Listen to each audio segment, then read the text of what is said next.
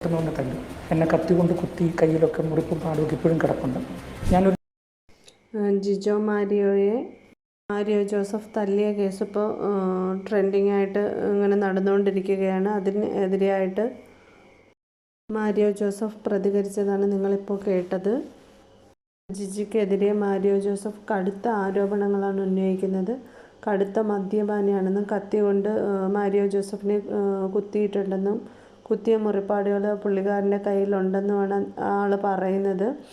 അതുപോലെ തന്നെ സ്വന്തമായിട്ട് ദേഷ്യം വന്നു കഴിഞ്ഞാൽ ജിജി മാരിയോ സ്വയം കത്തി കൊണ്ട് കയ്യിൽ വരെയും ആത്മഹത്യാ ശ്രമം നടത്തുകയൊക്കെ ചെയ്തിട്ടുണ്ടായിരുന്നെന്നാണ് ആൾ പറയുന്നത്.